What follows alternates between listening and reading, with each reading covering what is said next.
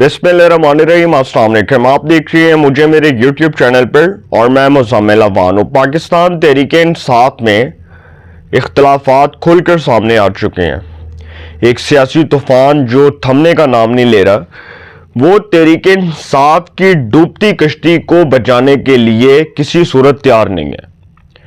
और तहरीक-ए-इंसाफ की डूबती कश्ती के मुसाफिर, वो मौसमी परिंदे जो छलांग लगाने के लिए, जो सियासी वफादारियां तब्दील करने के लिए बेताब बैठे हुए हैं, वो एक और जवाज तलाश कर रहे हैं कि किसी तरह वो तहरीक-ए-इंसाफ को खैर बात कहकर किसी और जमात को ज्वाइन कर लें। अब तहरीक-ए-इंसाफ का जो शराजा है वो तो बड़ी बुरी तरह बिखर चुका है। सलमान अकरम राजा पाकिस्तान तहरीक-ए-इंसाफ के सेक्रेटरी जनरल, उन्होंने बतौर सेक्रेटरी जनरल अपने ओहदे से इस्तीफा दे दिया। इसी तरह साहिबजादा हामिद रजा जो सुन्नी इत्तेहाद काउंसिल के चेयरमैन भी हैं और पाकिस्तान तहरीक-ए-इंसाफ के एक्टिव मेंबर्स में भी आते हैं, उन्होंने पीटीआई की कोर कमेटी से इस्तीफा दे दिया और कौमी असेंबली की रुकनियत से मुस्ताफी होने का ऐलान कर दिया। ये तो एक खबर है, इसके ऊपर तो मैं पहले बात करूंगा। दूसरी खबर यह है कि सीनियर सहाफी मतीउल्लाह जान को किस बुनियाद पर गिरफ्तार किया गया, उनके ऊपर इल्जाम क्या था और वो पिम्स क्या लेने गए। Pakistan institute of medical sciences PIMS जो इस्लामाबाद में है, वहां पर वो क्या करने गए। जो अपने दोस्त हैं सहाफी साकिब बशीर, वो भी यूट्यूबर हैं, मतीउल्लाह जान भी यूट्यूबर हैं, और लाहौर से एक सहाफी को गिरफ्तार किया गया, उसको किस बुनियाद पर किया गया। तो मैं ये सारी चीजें आपके साथ डिस्कस करूंगा, एक एक करके तमाम निकात आपके सामने रखूंगा, तमाम पॉइंट्स को बड़ा ब्रीफली डिस्कस करूंगा। सबसे पहली बात तो ये है कि तहरीक-ए-इंसाफ का शराजा बड़ी बुरी तरह बिखर चुका है और जो एहतजाज फ्लॉप हुआ 24 नवंबर का, उसके बाद बहुत से राहनुमा ये समझते हैं कि जो 24 नवंबर को रियासती इदारों के खिलाफ हुआ, पाकिस्तान की स्टेट के खिलाफ हुआ, पाकिस्तान के इंस्टीट्यूशंस के खिलाफ हुआ, उसको किसी सूरत, किसी भी जगह पर, किसी भी प्लेस पर, किसी भी मुकाम पर जस्टिफाई नहीं किया जा सकता। वो जस्टिफाई नहीं हो सकता। बहुत से लोग ये समझते हैं कि तहरीक-ए-इंसाफ की मौजूदा क़यादत, जिसने ये एहतजाज किया, जिसने ये प्रोटेस्ट किया, जिसने इदारों के खिलाफ जहर उगला, जिसने इदारों के खिलाफ नारे लगाए, उस एहतजाजी क़यादत से, उस मौजूदा क़यादत से अपने आप को इज़ारे लातल्की कर लिया जाए, अपने आप को साइडलाइन कर लिया जाए, इसी में बेहतरी है। 9 मई को जो हुआ था, जिस तरह रियासती इदारों पर हमला हुआ, कोर कमांडर हाउस पर हमला हुआ, मिलिट्री एयरबेस पर हमला हुआ, रियासत के रिट को चैलेंज किया गया, जिस तरह रियासत के रिट को कॉम्प्रोमाइज किया गया, जिस तरह लोगों को बगावत पर उकसाया गया, तो सर सारा कुछ होने के बाद अगर कोई ये समझता है कि 9 मई का केस खत्म हो गया, तो सर उस केस में इमरान खान की सजा नविश्ता दीवार है। ये बात इस गरीब की, इस फकीर की, इस दरवेश की लिख लें। सेक्रेटरी जनरल के ओहदे से सलमान अकरम राजा मुस्ताफी हो गए। उन्होंने 2024 के आम इलेक्शंस में, जनरल इलेक्शंस में लाहौर के हल्के से इलेक्शन कॉन्टेस्ट किया नेशनल असेंबली की सीट पर, और पाकिस्तान मुस्लिम लीग नून की इत्तेहादी जमात इस्तेकाम पाकिस्तान पार्टी के ऑन चौधरी से उनको शिकस्त हुई। उसके बाद वो बड़े एक्टिव रहे जमात में, चूंकि वो एक लॉयर है, प्रोफेशनल लॉयर है, और सलमान अकरम राजा का वकालत में एक बहुत बड़ा नाम है, इसमें कोई शक नहीं कि सलमान अकरम राजा पाकिस्तान के एक प्रोमिनेंट लॉ एक्सपर्ट भी हैं, एक बड़े माहिर मायनाज जो है वो माहिर कानून है और बड़े दबंग वकील हैं। लेकिन उनका चूंकि जो सियासत में नाम था वो उस तरह से नहीं बन सका, या वो उस तरह से एक्टिव मेंबर्स में शामिल नहीं हो सके, चूंकि वो तहरीक-ए-इंसाफ के सेक्रेटरी जनरल के तौर पर काम कर रहे थे। लेकिन उन्होंने समझा कि जो जमात के अंदर 24 नवंबर के बाद हुआ या उससे पहले हुआ, उसको किसी सूरत बतौर सेक्रेटरी जनरल में जस्टिफाई नहीं कर सकता, तो उन्होंने बतौर सेक्रेटरी जनरल अपने ओहदे से रिजाइन कर दिया। इसी तरह जो साहिबजादा हामिद रजा है, उन्होंने भी तहरीक-ए-इंसाफ की कोर कमेटी से मुस्ताफी होने का ऐलान कर दिया, और उन्होंने एक और ऐलान कर दिया कि वो नेशनल असेंबली की सीट से भी रिजाइन कर देंगे, नेशनल असेंबली की सीट से भी मुस्ताफी हो जाएंगे। वो कौमी असेंबली की सीट पर इलेक्शन कॉन्टेस्ट कर रहे थे, फैसलाबाद से उनको कामयाबी मिली। आई थिंक NA 104 है ना, NA 104 फैसलाबाद, NA 104 फैसलाबाद का वो हल्का है, और उस हल्के से राजा रियाज अहमद جو ایک وقت میں پیپلز پارٹی میں بھی رہے ہیں, پھر اس کے بعد وہ تحریک انصاف میں بھی رہے ہیں, وہ نون لیگ کا حصہ ہیں, تو ان کے صاحبزادے راجہ ریاض احمد کے صاحبزادے جو ہیں وہ ان کے مقابلے میں الیکشن کانٹیسٹ کر رہے تھے مسلم لیگ نواز کے ٹکٹ کے اوپر. تو صاحبزادہ احمد رضا جو ہیں ان کو کامیابی ملی, وہ تحریک انصاف کے حمایت یافتہ آزاد امیدوار تھے, اور اب انہوں نے اعلان کیا تو اس کا مطلب وہاں پر بائی الیکشن ہوگا. اب تحریک انصاف کا شرازہ تو بکھر رہا ہے, اور سر آنے والے دنوں میں آپ دیکھیں گے کہ بڑی تیزی کے ساتھ, شدت کے ساتھ اس چیز میں بتدریج اضافہ ہوگا کہ تحریک انصاف چھوڑنے والوں کی لائن لگی ہوگی, اور عمران خان صاحب کا جو خانہ ہے وہ خراب ہوا ہوگا, کیونکہ خان صاحب کو ملنا تو کچھ نہیں ہے. احتجاج فلاپ, بیانیہ فلاپ, پارٹی تباہ, اس کے بعد وہ احتجاجی جو جلسے ہو رہے تھے وہ بری طرح وہ فلاپ ہوئے, کچھ بھی نہیں ہوا, کوئی نہیں نکلا ان کی عوام جو ہے نا, ان کی کال پر کوئی بھی نہیں نکلا. اسلام آباد کے اندر یہ ایک ایم پی اے کو کہتے رہے, کوئی 500-600 بندہ اکٹھا نہیں کر سکا. پنجاب کی قیادت ساری سوئی ہوئی تھی, حماد اظہر صاحب نہیں نکلے, فاروق وہ کیا نام ہے اس کا, حافظ فرحت عباس نہیں نکلے, اس کے بعد کوئی بھی وہاں پر پنجاب کے اندر کوئی بھی جو ہے وہ قیادت, سینئر قیادت, اس میں سے کوئی بھی نہیں نکلا. میاں اکرم عثمان نہیں نکلے, میاں اسلم اقبال صاحب تو ویسے ہی جو ہے وہ روپوش ہیں. اس کے بعد پنجاب کی سینئر قیادت میں سے کئی لوگوں کے میں نام لوں تو سر بہت سے لوگ جو ہیں وہ پریشانی کا, فرسٹریشن کا, ڈپریشن کا شکار تھے. شاہ محمود قریشی جو ہے, ان کی صاحبزادی مہر بانو قریشی کہیں ہمیں نظر نہیں آئی, ہم نے ان کو سٹیج پر نہیں دیکھا. تو سر تحریک انصاف کا شرازہ بکھر چکا ہے, دراریں پڑ چکی ہیں, اختلافات کھل کر سامنے آ چکے ہیں, سیاسی طوفان تھمنے کا نام نہیں لے رہا, اور وہ تحریک انصاف کی ڈوبتی کشتی کو بہا کے لے کے جائے گا. یہ بات میری لکھ لیں. دوسری خبر یہ ہے کہ صحافی مطیع اللہ جان صاحب جو ہیں, دیکھیں مطیع اللہ جان صاحب کی جو گرفتاری ہے, اور ایک صحافی ہیں لاہور سے شاکر روان صاحب, شاکر روان ہمارے دوست بھی ہیں, اور وہ ہم نیوز میں نمائندہ بھی رہے ہیں, اس کے بعد وہ اس سے پہلے ایکسپریس پر بھی رہے ہیں, پھر وہ اب تک نیوز پر بھی رہے ہیں, وہ بڑے اچھے دوست ہیں ہمارے. ان کا ایک ٹلٹ تھا پی ٹی آئی کی طرف, اسی طرح مطیع اللہ جان کا ایک ٹلٹ تھا پی ٹی آئی کی طرف, ثاقب بشیر کا ایک ٹلٹ تھا پی ٹی آئی کی طرف. اب جب آپ کا کسی جماعت کی طرف ٹلٹ ہو, اور آپ ریاستی اداروں کو بھی ٹارگٹ کر رہے ہو, آپ پاکستان کے انسٹیٹیوشنز کو بھی ملائن کر رہے ہو, اور آپ پاکستان کے انسٹیٹیوشنز کی دھجیاں بھی اڑا رہے ہو, تو پھر آپ یہ کیسے ایکسپیکٹ کر سکتے ہیں کہ پاکستان کے انسٹیٹیوشنز آپ کو معافی دیں, اور آپ کی معافی اس سسٹم کے اندر قابل قبول ہو؟ یہ تو نہیں ہو سکتا نا.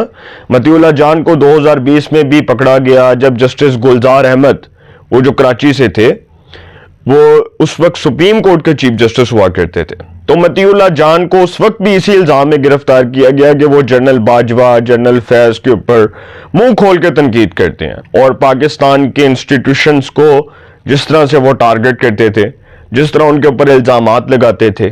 دیکھیں اگر ایک شخص غلط ہے تو اس کی سزا پورے معاشرے کو نہیں دی جا سکتی. یہ کسی بھی علماء کرام میں سے کسی بھی علماء سے اس کا فتویٰ لے لیں کہ اگر ایک شخص نے قتل کیا ہے تو اس کے قتل کی سزا پورے معاشرے کو نہیں دی جا سکتی. یہ بات میری لکھ لیں کہ ہم ایک شخص کی وجہ سے پورے معاشرے کو غلط نہیں کہہ سکتے. اگر تالاب کے اندر ایک گندی مچھلی ہو تو اس کی وجہ سے باقی مچھلیاں تو گندی ہو جاتی ہیں. کہتے ہیں نا اگر ایک مچھلی جو ہے وہ پورے تالاب کو گندا کر دیتی ہے, لیکن وہ مثال ہم اس کے ساتھ تو فٹ نہیں کر سکتے کہ ایک انسان ہے, اگر وہ غلط کام کر رہا ہے تو کیا اس کی سزا پورے معاشرے کو دے دی جائے گی؟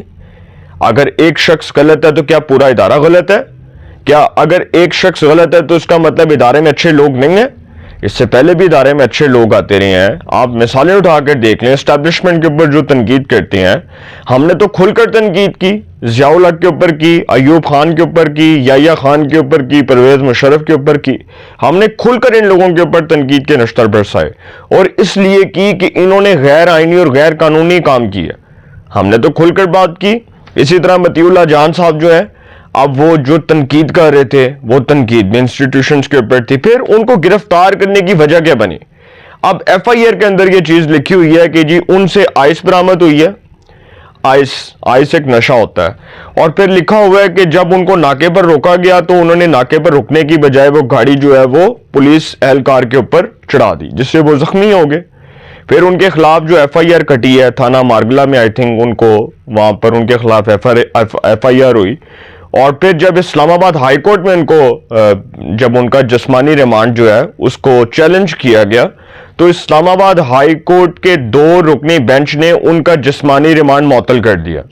جسٹس عامر فاروق جو ہے اسلام آباد ہائی کورٹ کے چیف جسٹس، اور جسٹس ارباب محمد طاہر، 2 رکنی بینچ نے ان کا جسمانی ریمانڈ جو ہے وہ معطل کر دیا۔ پھر انہوں نے کہا کہ جی جسٹس عامر فاروق صاحب کے ہی وہ ریمارکس تھے، اور پھر انہوں نے کہا کہ جی ان کو مطیع اللہ جان کو اب جوڈیشل ریمانڈ پر تصور کیا جائے۔ اچھا، اب ان کی جو گرفتاری ہوئی ہے اس کی وجوہات آپ سے بیان کرنے لگا ہوں۔ اسلام آباد پولیس نے صحافی مطیع اللہ جان کو E9 چیک پوسٹ سے گرفتار کر کے پولیس اسٹیشن مارگلہ منتقل کیا۔ ان کے خلاف مقدمہ بھی درج کیا گیا۔ ایف آئی آر کے مطابق گاڑی رات کو اسلام آباد ناکے پر روکنے کا اشارہ کیا گیا۔ گاڑی کی ٹکر سے ڈیوٹی پر مامور کانسٹیبل مدثر زخمی ہوئے۔ مطیع اللہ جان نے سرکاری اسلحہ چھین کر جوان کو جان سے مارنے کی دھمکی دی۔ مطیع اللہ جان کے خلاف اسلام آباد کے تھانہ مارگلہ میں درج مقدمے میں انسداد دہشت گردی ایکٹ کی دفعات بھی شامل کی گئیں۔ درج مقدمے میں الزام عائد کیا گیا کہ صحافی مطیع اللہ جان سے 246 گرام آئس برآمد ہوئی۔ 246 گرام آئس برآمد ہوئی۔ پھر جبکہ انہوں نے پولیس اہلکاروں کو جان سے مارنے کی کوشش کی۔ مطیع اللہ جان نے بتایا کہ وہ پی ٹی آئی کے احتجاج میں مارے جانے والے افراد پر سٹوری کر رہے تھے، مطلب وہ پیمز گئے، Pakistan institute of medical sciences گئے، وہاں پر وہ ثاقب بشیر جو نمائندہ خصوصی بھی رہے ہیں، ایکسپریس کے بھی رہے ہیں، پھر وہ بول نیوز میں بھی، آئی تھنک آج کل وہ بول میں ہوتے ہیں، تو ان کے ساتھ وہ گئے وہاں پر، انہوں نے ایک جی سٹوری کرنی تھی، وہ جو بندے تھے وہ جی مرے، کوئی بندہ نہیں مرا سر، یقین کریں کوئی بندہ نہیں مرا، کوئی ایک بندہ بھی ٹارگٹ نہیں ہوا اسلام آباد کے اندر۔ آج بھی میں اپنے صحافتی ذرائع سے آپ کو کنفرم کر کے یہ نیوز دینے کے لیے تیار ہوں کہ اسلام آباد کے اندر کوئی ایک بندہ ٹارگٹ نہیں ہوا۔ یہ پتہ نہیں کون سے لوگ مرے ہیں جن کے بارے میں سٹوری کرنے گئے تھے، مجھے نہیں پتا، اس لیے ان کو گرفتار کیا گیا۔ مطیع اللہ جان نے کہا کہ میں سگریٹ نہیں پیتا، مجھ پر جھوٹا مقدمہ بنایا گیا، میں ڈرتا نہیں، اپنا کام جاری رکھوں گا، اس طرح اداروں کی ساکھ کو تباہ کیا جا رہا ہے۔ انہوں نے بتایا کہ ان کو پیمز کی پارکنگ سے اغوا کیا گیا۔ اب مطیع اللہ جان کہتے ہیں کہ جی میں نے کیا کچھ نہیں، لیکن ان کو اس الزام میں گرفتار کیا گیا کہ وہ کہتے ہیں بندے مرے۔ اسلام آباد کے پروٹیسٹ کے اندر وہ یہ الزام لگا رہے ہیں، اور اس کا الزام بھی وہ پاکستان کے اداروں پر براہ راست لگا رہے ہیں۔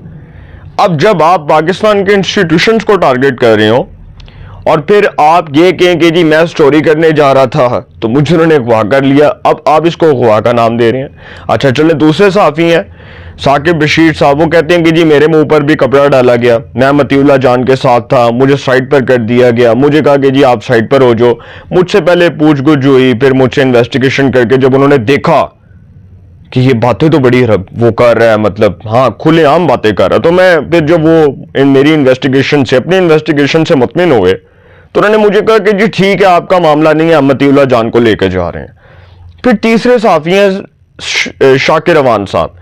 شاکر روان صاحب ایکسپریس کے بھی نمائندہ رہے ہیں لاہور کے، اور اب تک نیوز میں بھی رہے ہیں، اور اب وہ ہم نیوز میں کام کر رہے تھے، ان کو ہم نیوز میں نوکری سے نکال دیا گیا۔ اس کی بڑی وجوہات ہیں، وہ پھر میں کبھی بیان کروں گا آپ کے ساتھ، ہمارے بڑے اچھے دوست ہیں، اور ان کا ٹلٹ چونکہ بہت پی ٹی آئی کی طرف تھا، اور وہ پی ٹی آئی کی طرف اس لیے تھا کیونکہ وہ پی ٹی آئی کے ڈائی ہارڈ ورکر کے طور پر کام کر رہے تھے، اور پھر ان کے اوپر الزام یہ تھا کہ جو پنجاب کالج میں واقعہ ہوا تھا لڑکی والا، آپ کو پتا ہوگا کہ شاید ریسنٹلی ابھی جو کچھ دن پہلے واقعہ ہوا، اس کے اوپر پاکستان بھر میں نیٹ بند کیا گیا، پاکستان بھر میں انٹرنیٹ کی بندش تھی، اس کے اوپر انہوں نے ڈس انفارمیشن پھیلائی، اداروں کے خلاف بھی پھیلائی، پاکستان کی موجودہ جو بیوروکریسی ہے جس میں پنجاب پولیس ہے اس کے خلاف پھیلائی، حکومت کے خلاف پھیلائی، پنجاب حکومت کے خلاف پھیلائی، اور اس الزام کی وجہ سے ان کو گرفتار کیا گیا، وہ الزام ان کی گرفتاری کی وجہ بنی،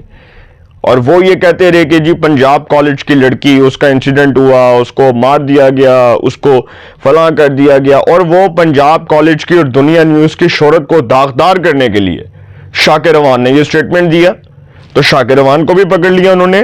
تو سر یہ پہلے ہم کام غلط کریں. میں اپنی صحافتی برادری کے ساتھ ہوں. I am also a journalist. میں بھی ایک پڑھا لکھا جرنلسٹ ہوں اور میں اپنی صحافتی برادری کے ساتھ کھڑا ہوں. میں اس کو کنڈیم کرتا ہوں کہ جو گرفتار ہوئے، لیکن ہم کام غلط کریں اور غلط کام کرنے کے بعد ہم اچھے کام کی توقع رکھیں تو سر یہ جائز نہیں ہے.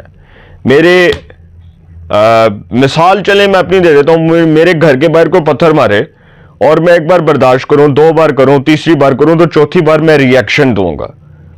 آپ اداروں کو گالیاں دیں، آپ اداروں کے خلاف پروگرام کریں، آپ اداروں کے خلاف پروپیگنڈا بنائیں، ان کے خلاف سازش کریں اور پھر آپ معصومیت کا لبادہ اوڑھ کر کے کہ جی ہم صحافی ہیں تو ہم نے کچھ نہیں کیا. ایسے نہیں ہو سکتا. پاکستان چلنا ہے تو ایک ہی بیانیے پر چلنا ہے کہ پاکستان ترقی، امن اور خوشحالی کا گہوارہ بنے گا. پاکستان چلنا ہے تو اداروں کی قربانیوں کو رائیگاں نہیں جانے دینا. ہمارے شہداء کی قربانیاں رائیگاں نہیں جائیں گی. ہماری یہی افواج پاکستان جو ہمارا فخر ہے، جو پوری امت مسلمہ کا فخر ہے، وہ آرمی چیف جو حافظ قرآن ہے، جس جیسا انٹیگریٹی والا آرمی چیف پاکستان کی عدالتی، سیاسی اور جو ہے اسٹیبلشمنٹ کی قیادت کے سامنے، میں سمجھتا ہوں کہ جس نے یہ اعلان کیا، جس نے سب کے سامنے کہا کہ فوج کا سیاست سے کوئی تعلق نہیں ہے، تو سر جو آرمی چیف پاکستان کی 77 سالہ تاریخ میں ایسا آرمی چیف آیا ہو تو اس کے اوپر پوری قوم کو فخر ہوگا، پوری امت مسلمہ کو فخر ہوگا. تو جنہوں نے یہ کیا ہے انہوں نے نتائج بھگتنے ہیں. اپنی رائے کا کمنٹس میں ضرور اظہار کیجئے گا. انشاءاللہ ایک نئے سیگمنٹ کے ساتھ پہ ملاقات ہوگی. اپنا بہت خیال رکھیے گا. آل آنے کے بعد